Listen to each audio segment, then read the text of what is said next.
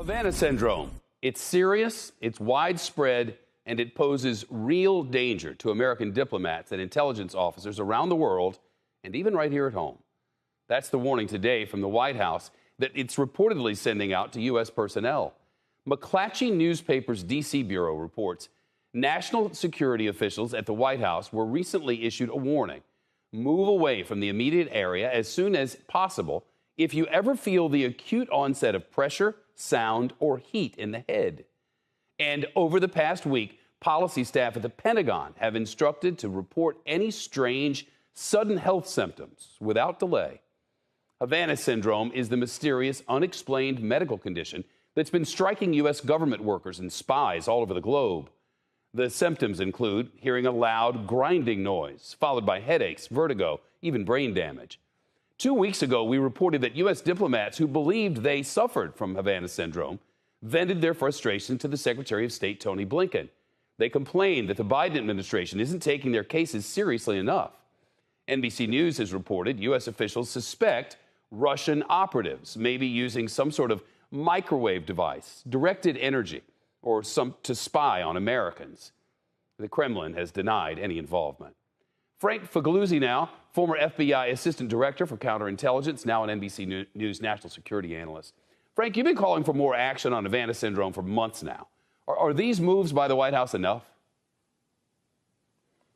No, not yet. Now, on the plus side, we've seen the removal of the CIA station chief in Vienna, Austria, because apparently he was not aggressively handling this or held some skepticism about his staff being attacked. Vienna is allegedly a hotbed of some of these attacks. And we've seen the former ambassador at State Department who was put in charge of this inquiry. Well, she's moved on to other things, and there's a new person now in charge. So that's great.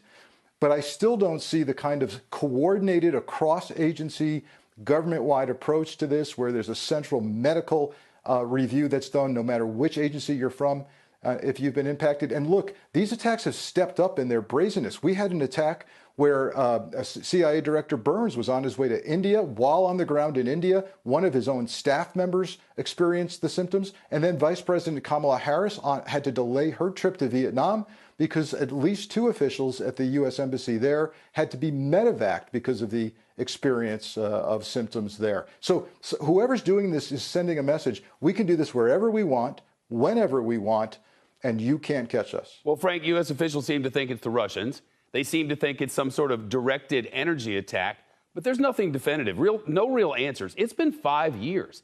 Is there an urgency now to figure this out?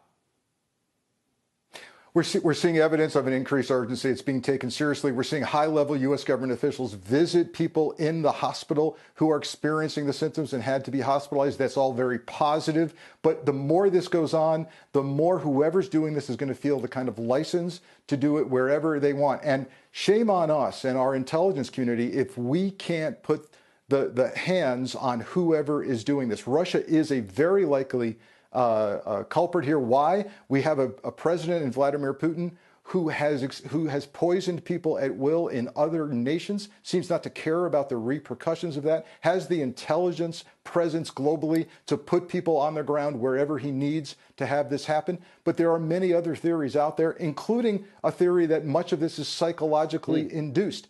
We've got to get to the bottom of it. We've got to have discernible medical records that say, yes, you were attacked, and we need to lay hands on who's doing this. Frank Figliuzzi with the mystery. Thank you.